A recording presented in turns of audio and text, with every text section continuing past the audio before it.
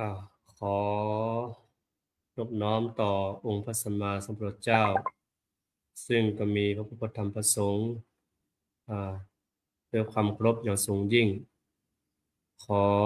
แด่ไตรเวสาในครูบาอาจารย์ทั้งหลาย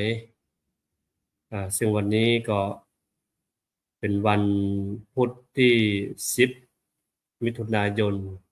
ก็แล้วก็ขอเจริญพรศรัทธาญาติโยมทุกท่านทุกคนเนาะ ที่วันนี้ก็ได้มาพบปะกับอ่าทุกท่านทุกคนในวันหนึ่งขอนมัสการอาจารย์แบงค์นะครับหรือว่าอาจารย์อ่าจิตติพลยาณวิชัยซึ่งเหมือนสายยาของครูบาศรีวิชัยเนาะอ่าแล้วก็เจริญพรโยมพ่อพองโยมแม่กูลโยมพันธิสาอ่าซึ่งร่วมรายการในวันนี้เนาะเจริญพรพระอาจารย์แบงค์ก็ได้เลยครับก็กับนมัสการอาจารย์พระมหาวรเชษฐ์เป็นอย่างยิ่งนะครับความเมตตาของอาจารย์วันนี้เราจะได้มาอู้กันเกี่ยวกับเรื่องของวิปัสสนาเคลื่อนที่จากสู่วิถีชุมชนรับเป็นวันพุธที่10มิถุนายนพุทธศักราช2569นะครับตั้งแต่เวลา 2 ทุ่มถึง 3 ทุ่มในสัปดาห์ที่ผ่านมานี่เราได้อู้กันถึงเรื่องกายเวทนาจิตธรรมเรื่องของมหาสติปัฏฐาน4เนาะแต่ก่อนที่จะได้อู้ได้บรรยายเกี่ยวกับสรุป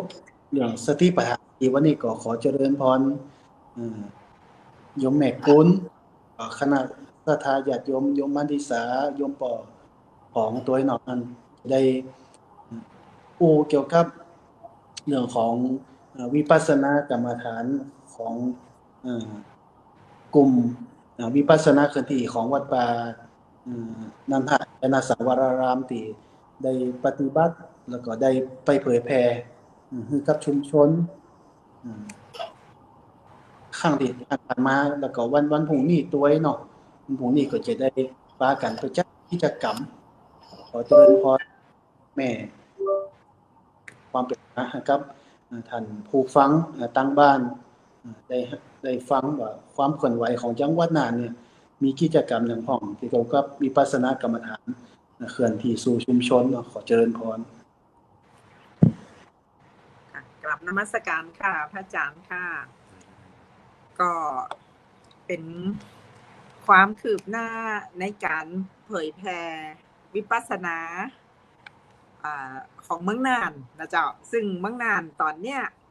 รู้สึกว่าในเรื่องของการเผยแพร่วิปัสสนาจะกระเพื่อมเป็นวงกว้างออกไปนักนะเจ้าบ่ใช่เฉพาะแต่ของวัดป่านันทบุรีที่จัดนะคะเดี๋ยวนี้ก็จะมีหลายๆวัดที่จะจัดเป็นประจำเลยนะเจ้าอายุกับปีนะคะก็อย่างเช่นวัดมิ่งเมืองนะเจ้าอันนี้ก็จะจัด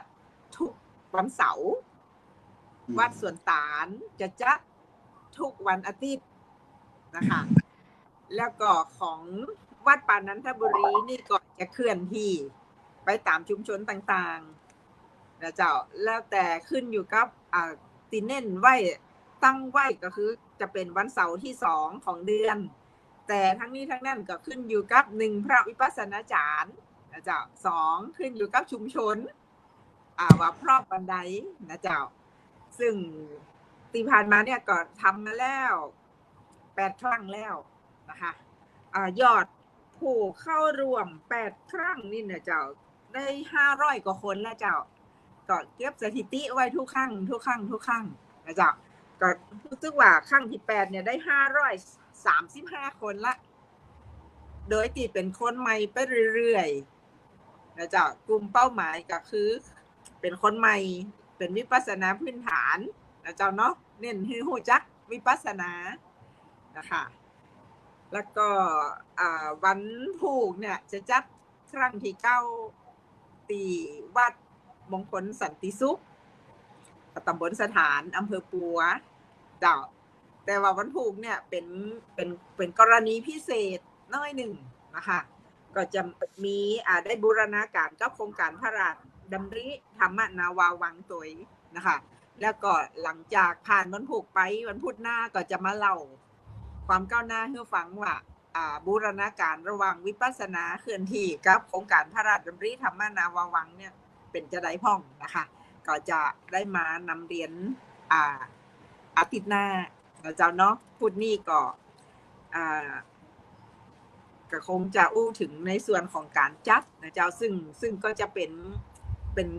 นจุดเด่นในการเคลื่อนที่เข้าไปหาชุมชนค่ะเพราะว่าชุมชนก็จะมีโอกาสที่จะเข้ามาปฏิบัติได้นักขึ้นแล้วก็เป็นการเผยแพร่ที่ขยายวงกว้างออกไปเรื่อยๆเจ้าค่ะ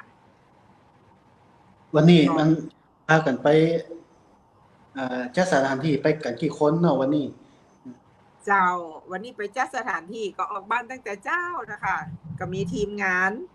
ก็จะมีป้าผองแม่กุลคุณลุงสุรพลแล้วก็อาจารย์ทรงยศนะคะไปกัน4 คนเจ้าแล้วก็พอไปถึงปุ๊บในชุมชนในพื้นที่ก็จะมีพระนะเจ้าที่ของเป็นพระที่อยู่วัดที่จะไปจัดนะคะอันก็จะเตรียมงานเตรียมสถานที่เตรียมวัสดุอุปกรณ์อย่างไว้รอแล้วก็ผู้ใหญ่บ้านก็ป้าชุมชนนะเจ้าป้าคณะกรรมการมีแม่บ้านของมีผู้สูงอายุของนะเจ้าป้ากันมาช่วยทำความสะอาดจัดเตรียมสถานที่เตรียมถังน้ำแข็งนะเจ้าแบ่งหน้าที่กันวันผูกใครจะแยกยังใครจะดูแลเรื่องปานะใครจะดูแลเรื่องอาหารใครจะดูแลเรื่องลงทะเบียนนะเจ้าชุมชนเปิ่นก็ให้ความร่วมมือดีและเปิ่นก็ดีใจเจ้าที่มีโครงการไปหาเปิ่นว่าแปลงวัดมาหลายปีแล้วบ่ได้จัดปฏิบัติสักกำเตื้อเจ้าพอโครงการไปหาเปิ่นก็ดีใจเจ้าค่ะแล้วก็มีโครงการพระราชดำรินาวาวังไปตัวนะเจ้าก็เป็นเรื่องที่ดีค่ะเป็นโอกาสดีของชุมชนจะได้มาศึกษานะเจ้าสำหรับวันพุธนี่เริ่มกันประมาณกี่โมงนี่กิจกรรมที่ปุ่นเจ้าวันพุธนี่ก็จะลงทะเบียนประมาณ8 โมงเป็นต้นไปเจ้าแต่สังเกตพอเนี่ยเจ้าถ้าบอกว่าลงทะเบียน8 โมงนี่นะเจ้าพ่อแม่พี่น้องเปิดก็จะมาเจ้าพอไปถึงเปิดมารอกันอยู่แล้วนะเจ้าจะรอกันแล้วก็เตรียมสลุงมามีดอกไม้ธูปเทียนอะไรอย่างมาพร้อมที่จะมาไหว้พระนะเจ้าเหมือนที่เป็นเข้าวัดปฏิบัติธรรมกันนั่นนะทุกวันพระนะเจ้าพ่อแม่พี่น้องเปิดก็มารอลงทะเบียนนะเจ้าลงทะเบียน8 โมงถึง 9 โมงแล้วก็มีหนังสือธรรมะไปแจกตัวนะเจ้าใครลงทะเบียนเสร็จก็รับหนังสือไป5 เล่มนะเจ้าหนังสืออันนี้ก็จะเป็นธรรมะที่เอาไปศึกษาได้นะเจ้าลงทะเบียนเสร็จก็จะมีพิธีเปิดโครงการนะเจ้าโดยท่านเจ้าอาวาสวัดที่ไปจัดท่านเป็นประธานพิธีเปิดนะคะแล้วก็จะมีการบรรยายธรรมะวิปัสสนากรรมฐานตามแนวสติปัฏฐาน 4โดยท่านพระครูกิติจันทโรภาสเจ้าอาวาสวัดป่านันทบุรีนะเจ้าพร้อมด้วยทีมงานก็คือพระวิปัสสนาจารย์ก็มีพระอาจารย์แบ้งตัวนะเจ้าพระอาจารย์ก็เมตตาไปช่วยทุกครั้งเลยนะเจ้าแล้วก็พอช่วงบ่ายก็จะเป็นมีการบรรยายธรรมะหัวข้อการเจริญมรรคด้วยยา2 เม็ดก็คือธรรมะนาวาวังเจ้าซึ่งวันพุธเนี่ยก็ได้รับเมตตาจากพระเทพนะเจ้าท่านเจ้าคุณพระเทพเมธีวชิรดิโลกนะเจ้าพระอาจารย์มหาภัยจิตอุตตมธรรมโมจากท่านเป็นผู้ช่วยเจ้าอาวาสวัดชูจิตธรรมารามพระนครศรีอยุธยาท่านจะมาเป็นองค์แสดงธรรมในเรื่องของธรรมะนาวาวังให้ตัวเจ้าแล้วช่วงบ่ายหลังจากบ่าย 2ไปบ่าย 3ถึงประมาณเกือบ4 โมงนะคะก็จะเป็นพระอาจารย์นะเจ้าพระอาจารย์แบ้งค่ะเป็นผู้นำปฏิบัติเจ้าสอนธรรมนำปฏิบัติแถมประมาณ1 ชั่วโมงค่ะ หลังจากเสร็จแล้วก็จะมีการมอบเกียรติบัตรแก่ผู้ที่เข้ารับการปฏิบัติธรรมทุกครั้งเจ้าจะมีเกียรติบัตรนี่ทุกครั้งเกียรติบัตรนี่เขาเปิ้นได้รับเปิ้นก็ดีใจกันเจ้าว่าอันเนี้ยเป็นเครื่องหมายบอกว่าเปิ้นได้มาปฏิบัติธรรมตัวเจ้า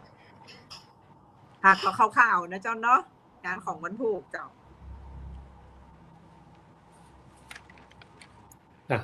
อาจารย์แบงค์เป็นอย่างไรละดีหนีหมออาจารย์นี่นะ ไปบอกผมล่ามเก่านี่ดูของนี้อย่างจะเพิ่มเติมก็งานวันพุธงานที่ป้าโยมวันที่สาเสริมเราโยมพ่อก่อนปะการนมัสการครับอาจารย์จากการที่ไปประสานงานวันนี้ก็รู้สึกว่าคณะศรัทธาญาติโยมที่ของหมู่บ้านสันติสุขนี่เปิ่นตื่นตัวครับแล้วก็เจริญพรดีใจแล้วก็เปิ่นว่าเป็นบุญขนาดนักที่ว่าทางธรรมนาวาวังมาแล้วก็หมู่เฮาที่ไปจัดวิปัสสนาเคลื่อนที่นี่นะครับเปิ่นก็ดีใจเปิ่นว่าเป็นบุญขนาดนักที่ว่าเปิ่นจะได้ปฏิบัติธรรมเพราะว่าที่ผ่านมาก็บ่ค่อยได้ปฏิบัติกันตอนใดบ้านวัดก็จัดกว้างครับกว้างขวางจะดีแต่ว่าสถานที่ก็กว้างแล้วก็แต่คนเข้าวัดก็บ่ค่อยมีครับบ่ค่อยมีแต่ผู้สูงอายุที่มาช่วยกันอยู่หั่นนะครับเพราะว่าคนหนุ่มสาวก็เป็นช่วงวัยที่ทำมาหากินเพิ่นจะต้องโซลาหากินเพิ่นนะครับในส่วนที่การจัดวิปัสสนาเคลื่อนที่ที่ผ่านมาก็มันก็บ่ว่าผมว่ามันเป็นเรื่องที่ดีนะครับเพราะว่ามันเป็นการที่ว่าเคลื่อนไปหาสอนประชาชนชาวบ้านคณะสถานเขาได้กระทำการฝึกจิตแล้วก็เป็นการสร้างสติให้กับชาวบ้านคณะสถานทั่วไปตัวนะครับซึ่งมันก็จะเป็นการให้ชาวบ้านเขาได้มีประสิทธิภาพในการทำงานแล้วก็เป็นการลดความเครียดของชาวบ้านตัวนะครับทำให้มีเป็นการสร้างสุขและให้มี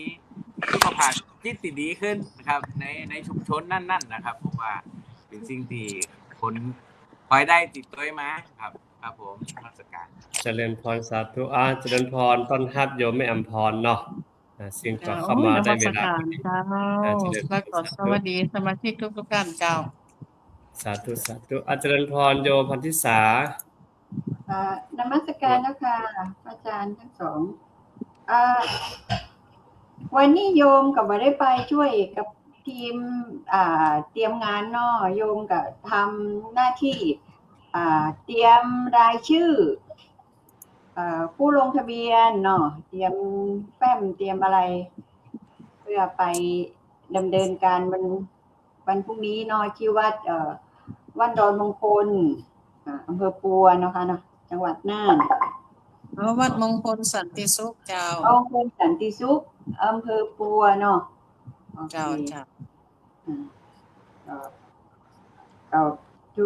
มีธุรกิจมีภารกิจก็ไปช่วยประชุมอย่างก็พวกทำวิจัยงานวิจัยเพิ่นจะทำดุษฎีบัณฑิตเนี่ยเนาะคุณยุวดีสุโกคุณยุวดีเทียนโพทองสุวรรณเนาะก็นัดหมายกันจะไปช่วยทำบูรณาการงานวิจัยในหัวข้อเรื่องการพัฒนาสื่อสร้างสรรค์การปฏิบัติวิปัสสนากรรมฐานตามแนวสติปัฏฐาน4ของพระพรหมมงคลวิเนาะหลวงปู่ทองก็ตามที่เพื่อจะไปช่วยในด้านสาธิตเดินกราบค่ะใน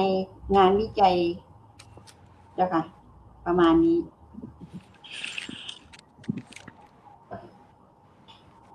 เจริญพรคุณครูอำพรวันนี้ได้ไปบ้านในวัดมงคลสันติสุขก็บ่ได้ไปก็ไปช่วยอยู่เจ้า ช่วยโยนอ ค่ะไปช่วยเป็นเตรียมสถานที่นั่นแหละค่ะ ก็ พร้อมสำหรับบรรทุกละสถานที่พร้อมเรียบร้อยแล้วจะไปช่วยกันอยู่หลายคนค่ะบางคนก็ถือป้าทีมงานไปค่ะเจ้าบ้านเพิ่นก็มาช่วยอยู่ วันนี้เราจะได้อู้กันถึงเรื่องที่ข้างไปว่าข้างก่อนเนาะอาตมาภาพบ่ได้ร่วมกิจกรรมตัวเรื่องของสติปัฏฐาน4เนาะวันนี้เขาจะมาอู้เรื่องของกายเวทนาจิตธรรมจะมาสรุปความตัวว่าเมื่อเขาปฏิบัติธรรมภาวนากรรมฐานบอกว่าครูบาอาจารย์สายไหนเนาะแต่ก็ส่วนมากเพิ่นจะกำหนดระลึกรู้หรือว่าวิธีทางแนวทางเนี่ยเพิ่นจะเอาจากเรื่องของมหาสติปัฏฐานสูตรเนี่ยนำไปปฏิบัติแล้วก็นำไปเผยแผ่แล้วก็นำมาใช้วันนี้เขาก็จะอู้เรื่องสรุปความตัวเนาะเดี๋ยวเพราะว่าเดี๋ยวเกินนับข้อไปก่อนถ้าว่าเห็นจะได้เดี๋ยวจะเมตตาพระอาจารย์พระมหาวรเชษฐ์เนี่ยมาอธิบายซ้ำเห็นกำหนึ่งตามความเข้าใจเขาที่เขาได้ปฏิบัติกันมาเนาะจะพิจารณาก็เป็นหยังเนาะวันนี้เนาะก็เมตตาว่าอู้ถึงเรื่องกายก่อนเกินความเรื่องของเหตุเกิดที่กรรมสะธรรมานิคมที่ประเทศอินเดียพุ่นน่ะเมื่อพระพุทธเจ้าเพิ่นยังมีชีวิตอยู่เนาะเพิ่นได้ไปแสดงธรรมเทศนาคงจะแสดงไว้หลายที่นั่นแหละแต่การอู้เรื่องของไอ้มหาสติปัฏฐานสูตรเนี่ยที่มีหลักฐานตัวแล้วก็ยุคของพระเจ้าอโศกเพิ่นไปทำเครื่องหมายก็คงจะเป็นเรื่องของแท่งหินไปหมายเขตหมายแดนไว้ว่าสาปีเนี่ยพุทธเจ้าเพิ่นได้ตัดเรื่องของพระสูตรคือกับเจ้าบ้านเจ้าจอมในสมัยก่อนที่กัมมาสธรรมานิคมปัจจุบันอยู่ในเขตเขาไกรลาดทางทิศตะวันออกของกรุงนิวเดลีก็คือเมืองหลวงในปัจจุบันเนาะหรือชื่อเดิมของเมืองนี้ก็คือชื่อว่าเมืองอินทปัตในแคว้นกุรุในสมัยพุทธกาล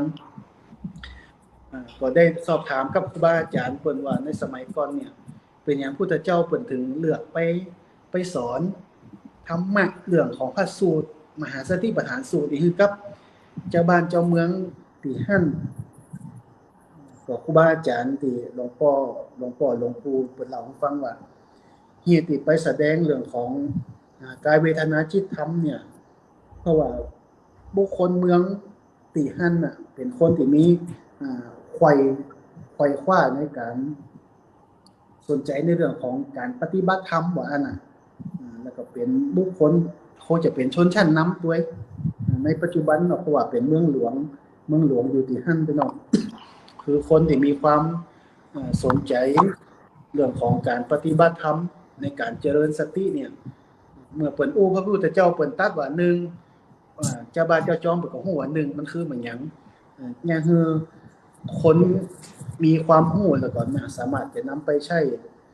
ในการปฏิบัติภาวนาเนี่ยมันง่ายแล้วก็ในการนำไปใช้คือหลุดพ้นได้ง่ายตัววันนี้ก็เรื่องของมหาสติปัฏฐานเนี่ยมันมีอยู่ด้วยกันใน4อย่างเนาะหมวดแรกเนี่ยเป็นว่าเรื่องของกายนี่ก็คือร่างกายเนาะความเข้าใจของเฮาเนาะกายคือร่างกายแต่การจะนำมาปฏิบัติหรือว่านำมาพิจารณาอย่างนั้นก็แนวทางวิถีแนวทางเนี่ยอยากจะสอบถามอันคุณครูอำพรเนาะเรื่องของกายเนี่ยครูเตือเนี่ยได้กำหนดจะได้ของได้กำหนดทำความเข้าใจว่าอันเวลาที่เฮาปฏิบัติธรรมเนี่ยครูบาอาจารย์เพิ่นสอนกำหนดพิจารณาจะได้ของเมตตาโยมแม่ครูได้อธิบายเรื่องของกายเนี่ย เจ้าเวลาทางกายเนาะอย่างเวลามันเกิดอะไรอย่างขึ้นมากระทบทางกายเฮา เขาก็จะห้ามพูดถึงสิ่งนั่นแหละค่ะอย่างสมมติว่าเขานั่งบนเบาะบนพื้นอย่างเนี้ยมันแข็งหนอก็จะกำหนดได้ว่าแข็งหนออีกนะคะถ้าสมมติว่าตอนนี้มันมี เรานั่งอยู่ในห้องแอร์มันเย็นเราก็เย็นหนอถ้าหากว่าพัดลมมาผ่านเขาก็เย็นหนอถ้าฝนตกใส่มันก็จะเย็นเนาะแต่ถ้าวันนี้มันแดดร้อนเนาะก็จะกำหนดว่าร้อนหนออีกค่ะกำหนดในสิ่งที่มากระทบในกายของเขาเนี่ยค่ะคือเขาสมมติแต่เขาไปย่ำมาอย่างมันรู้สึกเจ็บมันปวดขึ้นมาตรงไหนเขาก็กำหนดปวดหนออย่างนี้จับ เจริญพรนี่ก็เรื่อง เรื่องของกายเนาะที่ได้โน้ตเนาะตัวว่าหมวดอริยบทใหญ่เนาะมันมีเนื้อในเรื่องของกายเนี่ยมันมีการยืนเดินนั่งแล้วก็นอนยืนเดินนั่งนอนนี่คือเป็นเรื่องของหมวดใหญ่แล้วก็การกำหนดดูลมหายใจเข้าออกอย่างนี้ก็เป็นเรื่องของการกำหนดเรื่องของกายตัวเนาะนี่มันเป็นเรื่องของความละเอียดเกิดขึ้นนะโยมแม่กุลเรื่องของกายเนี่ยที่เฮาโยมแม่ได้ปฏิบัติมาเนี่ยได้กำหนดจะได้ของนี้เมตตาแนะนำทางบ้านของเราประสบการณ์ฟัง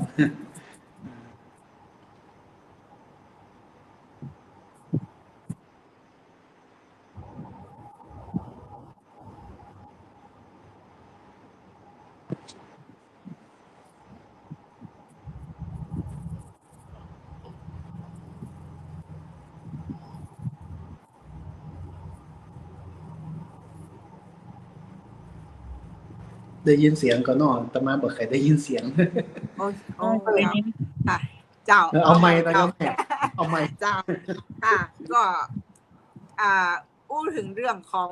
กายนะเจ้า ก็เป็นการกำหนดสติให้ระลึกรู้ในการตีกายมีการเคลื่อนไหวอย่างต่างๆ เจ้า ซึ่งเมื่อกี้ที่พระอาจารย์บอกตะเกียก็คือเป็นอิริยาบถใหญ่เดินยืนนั่งนอนนะเจ้า จะเดินก็มีความรู้สึกตัวก็ฮู้ว่าเดินอยู่นั่งก็ฮู้ว่านั่งอยู่นอนก็ฮู้ว่านอนนะเจ้ายืนก็ฮู้ว่ายืนก็คือให้มีสติฮู้ตัวในการที่จะมีการเคลื่อนไหวในอิริยาบถใหญ่แล้วก็ต้องมีอิริยาบถย่อยตัวนะเจ้าบอกว่าจะเรื่องของการกินการดื่มการการคิดการขับถ่ายหรือว่าได้สัมผัสกับเย็นร้อนอ่อนแข็งนะเจ้าซึ่งในเรื่องของกายเนี่ยก็จะต้องมีสติรับรู้ในการเคลื่อนไหวของกายทุกขณะนะเจ้าถ้าบ่มีสติไปกำหนดรู้บางเตื่อถ้าเดินอยู่กับบ่รู้ว่าเดินบางเตื่อก็เดินไปแบบบ่มีสติก็ไปสะดุดหันสะดุดนี่นะเจ้าก็จะได้เกิดเวทนาคือความเจ็บปวดเกิดขึ้นแหมค่ะในเรื่องของกายก็จะเป็นฐานในการเจริญสติฐานหนึ่งใน4ฐานของการเจริญสตินะเจ้าซึ่งเป็นฐานที่สำคัญฐานหนึ่งเจ้าขอบคุณโยมแม่กุลเนาะได้เรื่องอธิบายของเรื่องไกด์ก็อยากสอบถามคุณโยมพันธิสาเนาะเรื่องของกายเนี่ยโยมมีความคิดเห็นยังไงบ้างเนาะได้กำหนดที่ผ่านมาเนาะที่ได้ปฏิบัติเจอโยมแม่ในเรื่องของกายกับหมายถึงร่างกายของเราเนาะไม่การปฏิบัติเพื่อปฏิบัติเพื่อมีสติในการระลึกรู้ความเคลื่อนไหวของร่างกายเนาะเช่นการเดินยืนนั่งนอนเหมือนที่พระคุณบอกอริยบทใหญ่แล้วก็อิริยาบถย่อยก็หมายถึงทำอะไรเล็กๆน้อยๆเนี่ยเราจะต้องมีสติระลึกเพื่อ กันความหลงลืม ความหลงลืมเพื่อให้สติเราตั้งมั่นเนาะแล้วสติเนี่ยมันจะคุ้มครองตัวของเราไม่ให้มีความหลงคิดอยู่ในการกระทำอิริยาบถต่างๆในชีวิตประจำวันเจ้าค่ะก็เป็นเกี่ยวกับเรื่องการเคลื่อนไหวของกายหรือเนี่ยค่ะเจ้าค่ะประมาณนี้เจริญพรก็ขอบคุณโยมแม่พันธิสาอย่างยิ่งเนาะที่อธิบายเรื่องของกายเนาะส่วนอันที่สองเนี่ยในฐานใหญ่ของมหาสติปัฏฐานเนี่ยเรียกว่าเวทนาเมตตาพระอาจารย์นะครับเรื่องเวทนาเนี่ยครับได้อธิบายขอนิมนต์ครับอาจารย์ครับที่จริงเขาก็มันล้วนแต่มีความสัมพันธ์กันเนาะสัมพันธ์ทั้งกายนอกกายในแล้วความรู้สึกนึกคิดเหล่านี้ก็ล้วนแต่สัมพันธ์กันเฮาคือทุกวันนี้เฮาอาศัยธาตุขันธ์ของเฮาเนี่ยเป็นตัวเชื่อมที่จะเรียนรู้กายนอกกายในเนี่ยมันจะทำให้เฮาหายความสงสัยที่เฮาเกิดขึ้นหลายๆอย่างวิจิกิจฉามันสงสัยว่าการปฏิบัติก็ดีการกำหนดรู้ก็ดีอะไรก็ดีเนี่ยถ้าทำปฏิบัติเนี่ยความสงสัยลังเลสงสัยนั้นมันจะอยู่ในใจของเราตลอดแต่ทีนี้เวทนานุปัสสนาสติปัฏฐานก็คือหมายความว่าลึกๆก็คือเราเคยท่องกันเป็นประจำว่าเวทนามี3อย่างก็คือทุกขเวทนาสุขเวทนากับอทุกขมสุขเวทนาก็หมายความว่าอทุกขมสุขเวทนาอารมณ์กลางๆอารมณ์มาชัดเจนนะมันชัดเจนว่าอารมณ์นี้เป็นทุกขเวทนาหรือสุขเวทนาทุกคนมีอยู่แล้วแหละทุกคนตั้งแต่เกิดจนจากโลกนี้ไปน่ะมีความไม่สบายกายไม่สบายใจความริไรรำพันอันนี้ก็คือเป็นทุกข์จรคือเวทนาจรเข้ามาคือมันอารมณ์แบบนี้มันไม่มั่นคง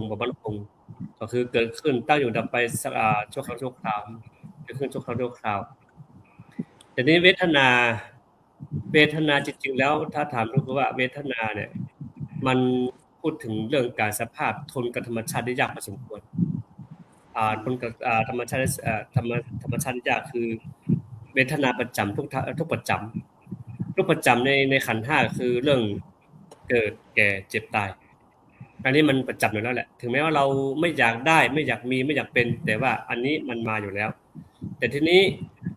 ทุกจรก็คือเวทนาจรนั่นนะตามภาษาเวทนาจรก็คือบางทีเราอย่างวันเนี้ยอย่างโยมแม่คุณโยมพ่อเผาโยมพัทธิสาหรือโยมอำนวยโยมอำพรเนื้อจ่ายก็แล้วแต่พอเราไปทำกิจกรรมอย่างใดอย่างหนึ่งปุ๊บเนี่ยอันนี้คือเวทนาจรพอเราไปสัมผัสถูกต้องไปอยู่กับสภาพเรานั้นมันทำให้เราจิตของเรารับรู้ถึงการสื่ออารมณ์เข้ามาเราก็หน้าที่ของเราคือถ้าเรามีสติเพียงพอปฏิบัติเพียงพอปุ๊บเนี่ยมันก็จะทำให้เรารู้เท่าทันอันนี้เราใช้ขันธ์5ทำงานแต่ว่าใจของเราเป็นตัวพักในการอยู่ข้างในแต่ว่าเป็นผู้รับรู้เป็นผู้สังเกตการอยู่เฉยๆดังนั้นคือตัวเราเวลาเราปฏิบัติเนี่ยเราจะรับรู้ถึงความรู้สึกนึกคิดนะความรู้สึกเหล่านี้ดีหรือไม่ดีบางทีมันจะกวนมันจะทำให้จิตใจเราขุ่นมัวจิตใจเราไม่มั่นคง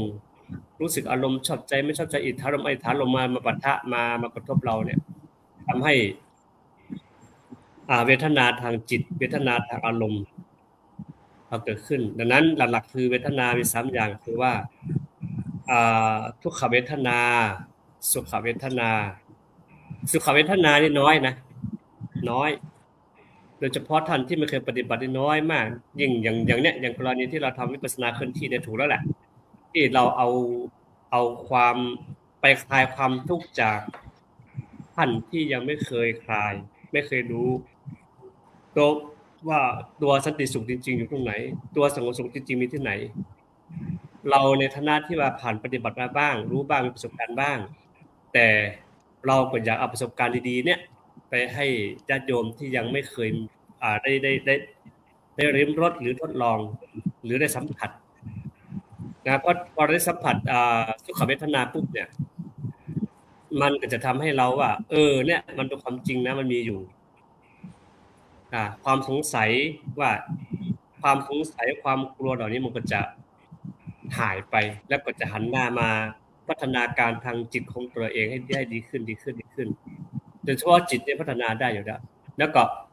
ทุกขเวทนาคือความไม่สบายกายไม่สบายใจบางทีอารมณ์ของเรามันแปรปรวนโดยเฉพาะท่านที่ไม่เคยปฏิบัตินี่นะมันจะแปรปรวนมันไม่อยู่กับร่องกับรอยหรอกเดี๋ยวกับไปนู่นเดี๋ยวกับไปนี่เพราะว่ามันจิตเองกับสัพพสารรับรู้อารมณ์ตลอดแต่อย่างอทุกขมสุขเวทนาตัวนี้มันน้อยนะส่วนมากอารมณ์ของเราจะเหวี่ยงซ้ายเหวี่ยงขวาเนาะ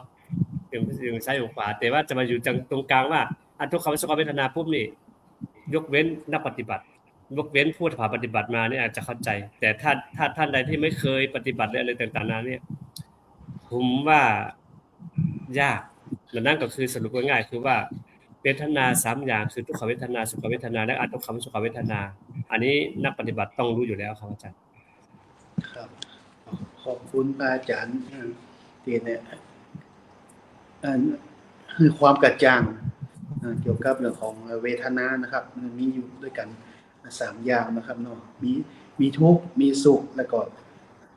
ทุกขมะทุกขมะก็คือ มีความเฉยๆเนาะบ่ทุกข์บ่สุขนี่ก็คือเรื่องของเวทนาส่วนอันที่3ในหัวข้อใหญ่ในเรื่องของมหาสติปัฏฐานสูตรเรื่องของจิตตานุปัสสนาสติปัฏฐานคือการตามดูจิตก็คือ ตามดูจิตที่มีราคะจิตที่มีโทสะจิตที่มีโลภะโทสะโมหะแล้วก็เรื่องของ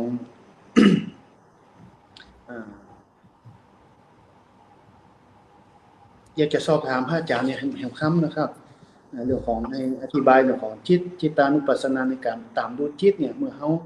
ฮู้ว่ามันเกิดมีราคะโทสะและโมหะเนี่ยเขาจะตามดูมันจะได้นะครับอาจารย์สาธุครับสาธุเรื่องนี้ก็สำคัญนะจิตเป็นนายกายเป็นบ่าวกายบางทีเรามา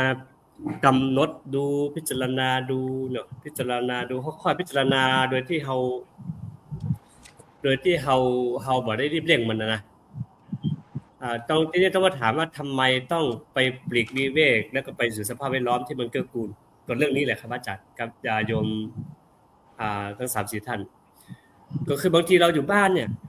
เรายังจิตเราก็ยังจะพิจารณาขันธ์5พิจารณาอารมณ์ที่มากระทบแล้วก็มีคนมากวนนั่นมันก็เราทำให้เรามันกังวลเนาะพอกังวลปุ๊บเนี่ยการกำหนดจะให้แจ่มชัดเข้าใจชัดเนี่ยมันก็เป็นไปบ่ได้หรอกแต่ทีนี้นะว่าจิตตานุปัสสนากรรมฐานอย่างที่ว่าจิตเนี่ยมันบ่มีตัวตนเนาะบ่มีตัวบ่มีตนบ่มีรูปร่างสันฐานจังซี่อย่างหรอกบ่อ้วนผอมมีแต่หน้าที่ของมันคือรับรู้อารมณ์นะรับรู้อารมณ์มันจะดิ้นรนหาอารมณ์ใหม่อารมณ์เก่าอยู่เรื่อยๆมันจะไม่อยู่นิ่งอยู่แล้วมันเช่นอารมณ์อย่างเมื่อกี้บางเรื่องทุกข์มาก็ไปรับรู้ทุกข์สุขมาก็ไปรับรู้สุขทุกขมสุขมคือความวางเฉยมันก็ไปรับรู้หน้าที่ของมันคือรับรู้การกำหนดดูจริงๆแล้วเนี่ยเราต้องทำบ่อยๆฝึกบ่อยๆนะฝึกประจำอย่าให้ขัดตอนอันนี้เราจะสามารถที่จะใช้สติในเมื่อสติเรามีพละกำลังเพียงพอปุ๊บเนี่ยมันจะสามารถควบคุมและดูจิตของตัวต้นตอของจิตเราได้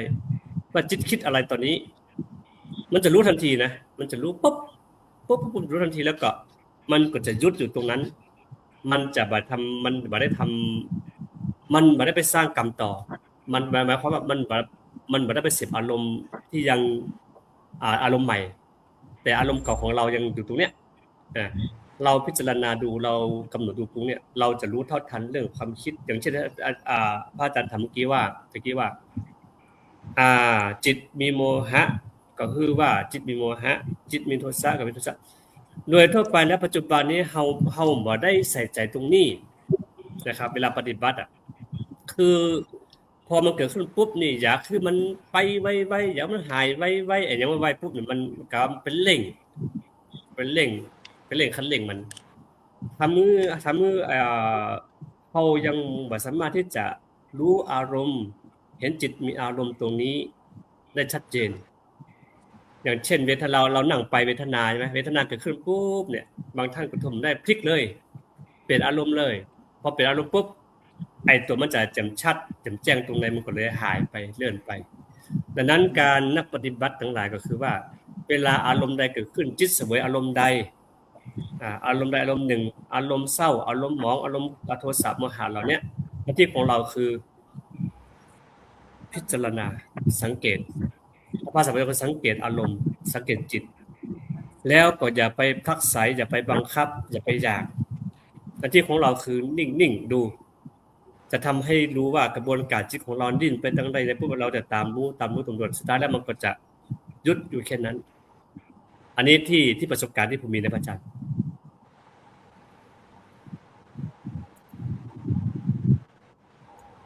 พระอาจารย์ค้างแล้วนี่รู้สึกสัญญาณดีหรือเปล่าวันนี้ค่ะฮัลโหลอาจารย์แบงค์ไม่คุณต่อเลยไม่คุณไม่เอาโยมพัทธิสาดีกว่าเพราะว่าหลังจากที่เราเรื่องการกำหนดจิตนี่แหละการดูจิตลักษณะจิตเนี่ยเราจะมีวิธีในการรู้การดูได้อย่างไรแล้วจะไปดูอารมณ์ตอนไหนแล้วก็จะรู้มันดับตอนไหนแล้วมันจะทรงได้ขนาดไหนลองอธิบายประสบการณ์ที่โยมผ่านมาแล้วกันนมัสการนะคะในเรื่องจิตในเรื่องของจิตนะคะเนาะจากประสบการณ์ในการนั่งก็จะมันจะประมาณถ้าเรามีเกิดเวทนาเนาะเราก็จะนั่งพิจารณาอยู่ดูมันก็มีบ้างใหม่ๆเนาะตอนใหม่ๆก็มีเวทนามาปุ๊บ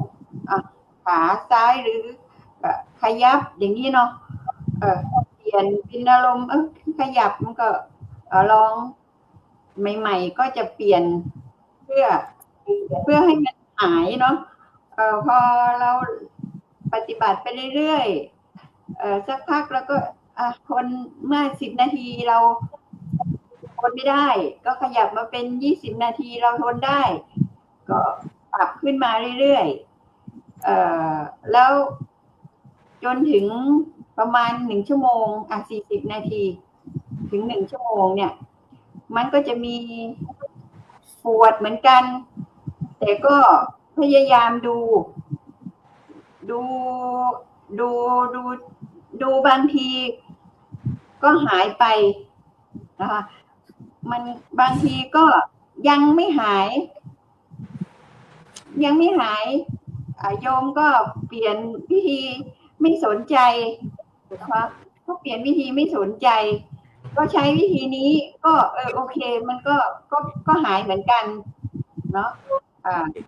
ก็พิจารณาอย่างนี้ค่ะแต่ละคนเนี่ยก็อาจจะตามดูอารมณ์ของเวทนาไม่เหมือนกันนะเจ้าค่ะเนาะก็แล้วแต่ว่าจะคนในส่วนที่เราตามดูนี้ได้มากแค่ไหนเจ้าค่ะประมาณเจริญพรสาธุอันนี้คือการที่เรามากำหนดรู้อารมณ์ความรู้สึกนึกคิดของเราหมายความว่าคืออย่างโยมพัทธิสาเมื่อกี้ก็คือหมายถึงว่าสภาพจิตมันจะดิ้นตลอดใช่ไหมเวลาเวทนามาเนี่ยถึงจะลิบิตมันจะดิ้นบางทีเนี่ยคิดไปเองปรุงไปเองว่าทำไมเป็นอย่างนี้ปุ๊บมันอยากจะถามต่อว่าไอ้ตัวดิ้นนั้นน่ะจิตดิ้นจิตเราดิ้นหรือ ขันธ์ห้าดิ้น น่าจะเป็นขันธ์ห้าเจ้าค่ะ ขันธ์ห้าเรา อืม ดิ้นจิตเราก็อยู่เหมือนเดิมนั่นแหละแต่ว่า แต่ว่า เราค่ะเจ้าค่ะ เรา เจริญพรคือหมายความว่าจิตเนี่ยมันไปรับรู้อารมณ์เนาะแต่พอเราได้ยึดว่าเป็นตัวเราของเราเวทนาของเรา มันก็เลยไม่อยากจะอยู่ท่าเดิมไม่อยู่ท่าเดิม อันนี้คือเราต้องนักปฏิบัตินี้ก็ต้องฟันต่อฟันนะ ถ้าพูดภาษาปัจจุบันคือฟันต่อฟันแหละแลกมันเลย ถ้าไม่แลกมันนี้โอกาสที่จะเขาไม่ได้คือครูบาอาจารย์บอกว่า ไม่ได้กำหนดให้มันหายนะ แต่เรากำหนดเพื่อรู้เพื่อละ ถ้าเรามันอยากมันหายนะ มันจะกลายบังคับ แต่ถ้าสมมติกำหนดเพื่อรู้อ๋อนี่เวทนานะแล้วถามว่าเวทนานี่ไทยปวด จิตปวดหรือกายปวด เราบางทีเราต้องพิจารณาลึกไปอีกนิดหนึ่งมันก็จะทำให้ว่าอ๋อมันจะแยกไปแล้วก็แรงเวทนาเหล่านี้มันก็จะลดน้อยถอยลงไปเรื่อยๆอันนี้คือลักษณะที่เราต้องนำปฏิบัตินะบางทีเราเพราะว่าผมกำหนดมันหายนะครับพระอาจารย์มันไม่ถูกท่านบอกว่าให้รู้นะสุขมาให้รู้ทุกข์มาให้รู้สุขไม่ถูกเรารู้ชอบใจไม่ชอบใจเรารู้ เพราะว่าอันนี้คือเป็นนามธรรมมันเป็นไม่ใช่ตัวไม่ใช่ตนแต่ว่ามันมาเพื่อให้เรารู้ว่าอันนี้มาละแต่ทำให้ของเราคือว่าต้องกำหนดให้รู้ไปเรื่อยๆเนาะอันนี้คือว่าลักษณะการที่ว่าได้เรียนแล้วถ้าพูดปัจจุบันคือกระบวนท่าแต่ละคนไม่เหมือนกัน กระบวนท่าในการระลึกรู้หรือกระบวนรู้เนี่ยไม่เหมือนกันเนาะไม่เหมือนกันแต่บางท่านก็อาจจะคิดอุบายเนี่ยเขาบอกอุบายในการรับรู้อารมณ์กันกำหนดอารมณ์ก็อาจจะพลิกแพลงพลิกไปนิดนึงนะบางท่านก็ยังพระโมคคัลลานะใช่ไหมพระโมคคัลลานะที่ว่าง่วง10ประการนะครับ10ประการพระเจ้าได้อุบายว่าถ้าง่วงเกินไปนำไม่ได้จริงๆก็นำรูปหน้าดึงหูตัวเองบ้างนะดึงหูตัวเองเพื่อให้หายง่วงแล้วก็ถ้าไม่ไหวจริงก็เดินออกนอกห้องไปดูไปหันไปดูทิศทั้งหลายทิศใต้ทิศขวาทิศนี่สามารถทำได้ไม่ไหวจริงๆนอนปางศีรษะใช่อันนี้กลอุบายในการแก้เหมือนกันอันนี้ก็เหมือนกันนะครับทำไมเราเวลาปฏิบัติทำไมต้องไปสอบอารมณ์ต้องส่งอารมณ์เพราะว่าอยากรู้ความเคลื่อนไหวว่าเราปฏิบัติจริงไหมถ้าเราไม่ปฏิบัติจริงนะไม่สามารถต่ออารมณ์ได้เลยว่าวันนี้กี่บัลลังก์วันนี้กี่นาทีวันนี้อารมณ์อะไรมากระทบบ้างไม่รู้ถ้าไม่ปฏิบัตินะแต่ถ้าเราปฏิบัติพวกเราจะรู้อ๋ออันเนี้ยเจอคนจริงเนาะดังนั้นก็วิธีการที่จะกับรู้อารมณ์พิจารณาอารมณ์โดยเฉพาะกายเวทนาจิตธรรมทีนี้โยมเมี่ยมพรก็คือหันมาปฏิบัติบ่อยมาประจำทีนี้เรื่องจิตเนี่ยเรามีวิธีสังเกตอย่างไรเรามีวิธีที่จะเรียนรู้จิตเอาอย่างไรก็ขอเจริญพรโยมให้ความรู้กับญาติโยมที่ติดตามนมัสการเจ้าคือว่าเรื่องของจิตเราจะมีวิธีสังเกตในตัวเองนะคะว่าอย่างเวลาเขานั่งไปสักพักนี่นะคะมันจะมีความคิดจะแวบออกไปข้างนอกนะคะคิดถึงเรื่องมันจะมีเรื่องอย่างที่ผ่านมาเขาเนี่ยเขาจะคิดถึงมันนะคะก็จะรับรู้ได้แล้วก็จะคือเขาคิดในเรื่องอะไรอย่างก็จะพยายามแล้วก็จะสนุกไปแล้วก็มาปฏิบัติต่อก็มันก็จะนิ่งในสักพักหนึ่งเนาะจะไม่นิ่งสักพักหนึ่งมันก็จะเกิดอาการบางสิ่งอย่างบางครั้งเนี่ยมันมีอาการปวดขึ้นมานะครับมันก็เป็นเวทนาเขาก็จะเคลื่อนจิตไปตรงจุดนั้นแล้วก็กำหนดขึ้นมาอย่างเวลาปวดหนออย่างนั้น ส่งจิตไปแบบนี้หรือเวลาเขาง่วงขึ้นมาเขาแบบเริ่มพูดว่าในขณะเนี่ยเขากำลังง่วงอยู่เนาะกระส่งจิตไปเจ้าตรงที่จุดนะคะตรงบริเวณหน้าผากน่ะเขาบอกกำหนดขึ้นมาว่าเขาง่วงหนอนี่นะคะหรือบางครั้งถ้านั่งไปมันก็แวบคิดอย่างขึ้นมาแหมเขาก็ได้ความรู้สึกของน้องตรงที่จิตเนี่ยค่ะไปจับตรงนั้นเองว่าเขาคิดหนอนี่เลยจ้ะรับรู้ขึ้น เดิน มา พร นะคะ เดินพร จ้ะ เดินพรสาธุก็คือการปฏิบัตินี่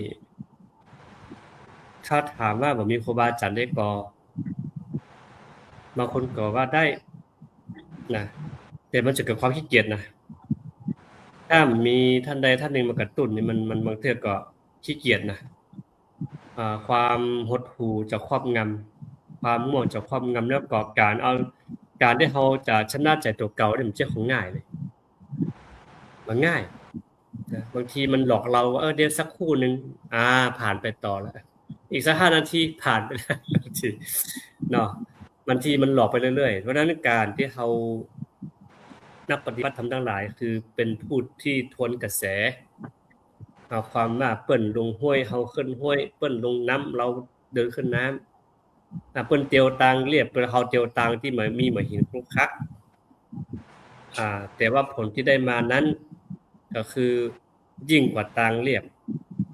ยิ่งกว่าบ้านลงน้ำมันทำให้เราหันคุณค่าภายในกษตรจิตของเราเนาะไปตังว่าขอไม่ปูนหน่อยไม่ไปเพราะว่าเวลาก็ไล่มาละเหลือประมาณ10 นาทีนะซึ่งการเผยแผ่ธรรมะแต่ละวันก็ชั่วโมงนึงนี่บางเรื่องก็บ่พอเหมือนกันนะกำลังที่จะสนทนาธรรมกันกำลังไปได้ด้วยดีแต่เวลาหมดก่อนแล้วก็เหมือนแล้วนั่งสมาธิเนาะบางทีนั่งเพลินไปหมดละแป้งเรียบร้อยถ้าที่อยากจะออกสมาธินะตอนนี้มาถามต่อตรงนี้แหละโยมไม่คุณว่าในกรณีที่เรานั่งสมาธิไปประมาณ30 นาทีหรือ45 นาทีแต่ว่าเราสมาธิกำลังตั้งมั่นอยู่ปุ๊บเนี่ยบางท่านก็บ่อยากจะออกคือกำลังเพลินอยู่อย่างเงี้ยถือว่าเราหลงอารมณ์ไหมไม่คุณ ถ้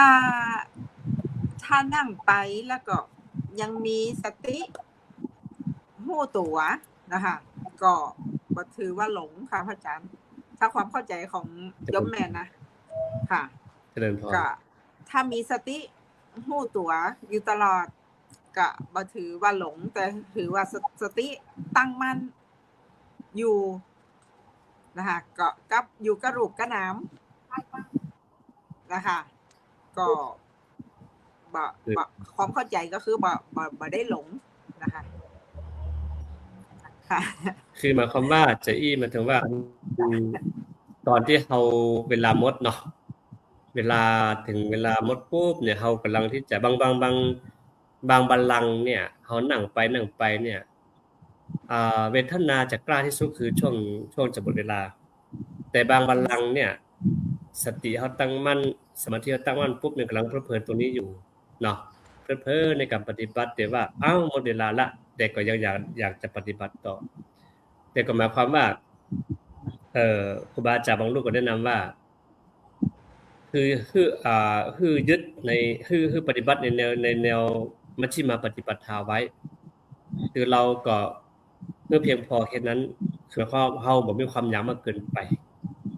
บางครั้งเรามันอยากเกินอยากมากเกินไปปุ๊บความอยากเราครอบงำอีกเนาะครอบงำปุ๊บเนี่ยทำให้เราวิ่งไปอนาคตละบ่ได้อยู่กับปัจจุบันละคือมีความอยา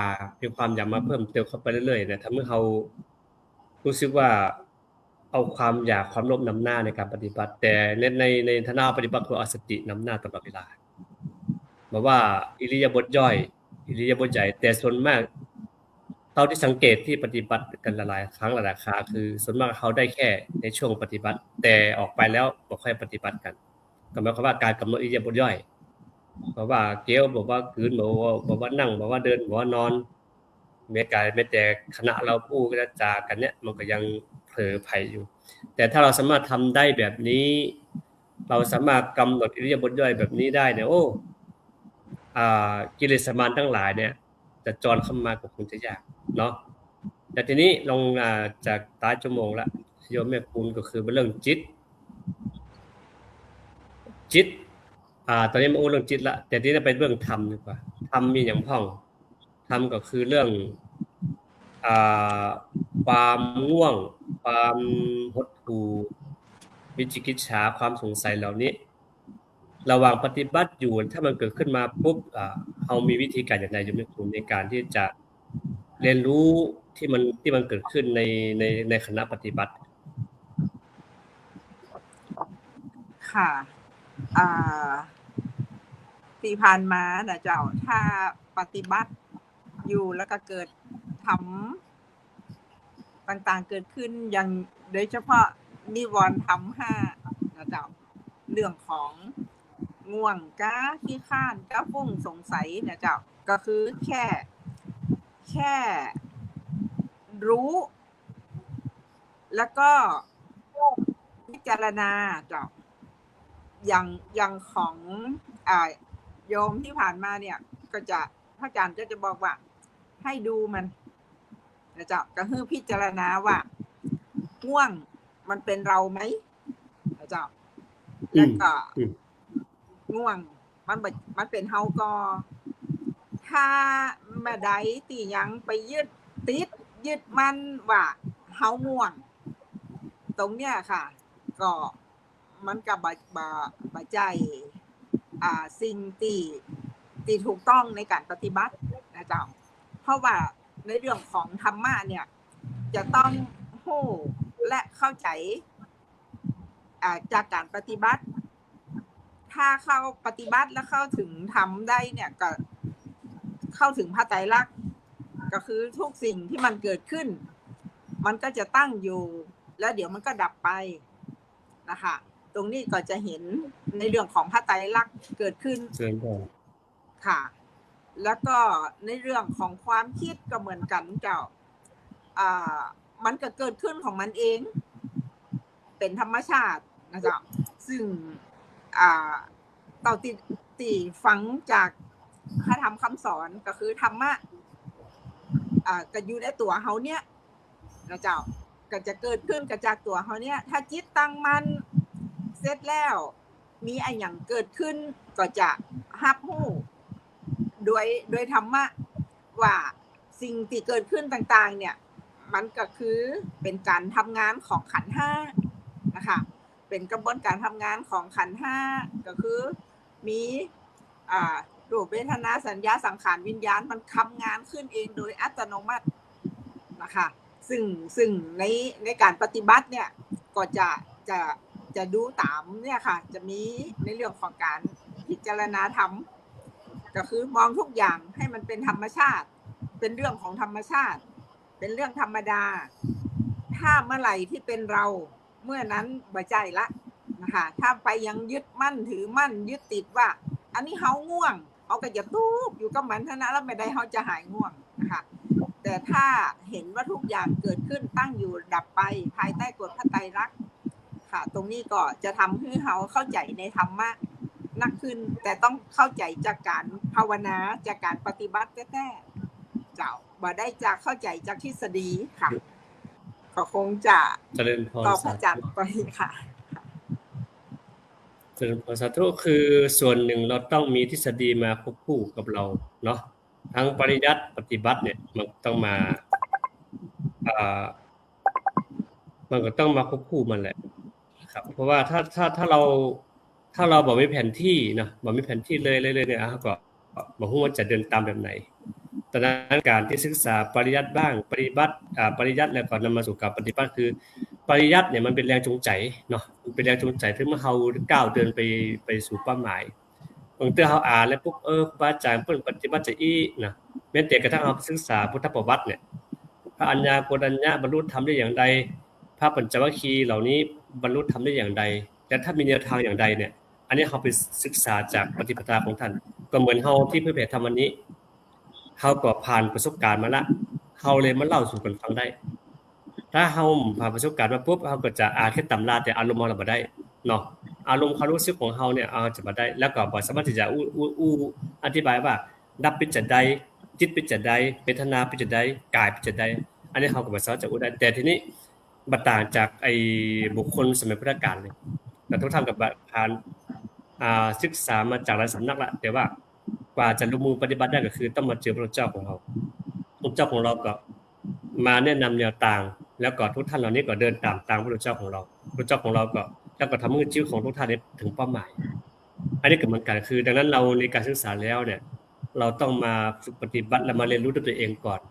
มาทดสอบทดลองอารมณ์ตัวเองก่อนว่าวิธีการที่จะกำจัดหรือว่าทำให้ลดน้อยถอยลงไปมีวิธีอย่างไรเฮาก็เอาวิธีนั้นมาบอกกล่าวกับญาติโยมที่กำลังสนใจใฝ่รู้เรื่องการปฏิบัตินี้อยู่อันนี้ก็ตามรายการแล้วเนาะท้ายรายการก็คือขอเชิญชวนเนาะเชิญชวนท่านที่ฟังอยู่นี้เฮาก็บ่ฮู้หรอกนะที่เฮาเพื่อนเฒ่าผมจะพูดหรอกเพียงแต่ว่าอยากเอาประสบการณ์ดีๆเนี่ยที่เราปฏิบัติแล้วรู้จริงเห็นจริงประสบการณ์จริงแล้วก็ความสงบสุขมีจริงเนี่ยมาบอกกล่าวเพื่อญาติโยมที่สนใจเป็นรู้ปฏิบัตินี้แค่นั้นเองเฮาไม่ได้ไปเป็นผู้รู้แต่เฮาเนี่ยเป็นผู้เดียวตามพระเจ้าของเราเองเฮาไม่ได้อวดนะเฮาไม่ได้อวดแต่ว่าอยากมีความหวังดีในความหวังดีคือทุกท่านเนี่ยเดียวไปด้วยกันแล้วก็ช่วยกันเข้าถึงธรรมะเข้าศึกษาพระธรรมแท้ๆในทางด้านนี้เป็นเจ้าพุทธเนี่ยเฮาควรที่จะเข้าใจอย่างถ่องแท้หรืออย่างน้อยครับก็ยังเข้าใจหลักการบางสิ่งบางอย่างแล้วก็นำไปปฏิบัติต่ออันนี้หน้าที่ของเราหน้าที่ของพุทธบริษัทสีที่ต้องมาค้ำมาหนุนกันต่อถ้าเราปล่อยปละละเลยไปปุ๊บมันก็หลักใดมันจะล้มไปมันก็จะลำบากดังนั้นก็อันนี้ฝากเป็นข้อคิดไว้สำหรับค่ำคืนนี้ก็คงจะหมดเวลาแล้วก็ต้องขออนุโมทนาบุญโยมพ่อผองโยมแม่กูลโยมพันธิสาโยมอัมพรที่ได้เมตตามานำความรู้ประสบการณ์ผ่านการปฏิบัติแล้วมาบอกกล่าวคือแก่ญาติโยมที่อยู่ทางบ้านก็เขาท่านทั้งหลายก็หวังว่าจะเป็นประโยชน์นะแก่ญาติโยมที่ฟังอยู่บอกว่าหลายก็น้อยเนาะดังนั้นก็พบกันใหม่ในวันพุธหน้าก็ขอทุกท่านทุกคนจงมีความสุขความเจริญในศีลธรรมกรรมฐานขององค์พระสัมมาสัมพุทธเจ้ายิ่งขึ้นไปทุกท่านทุกคนเด้อเทินเจริญธรรมสาธุ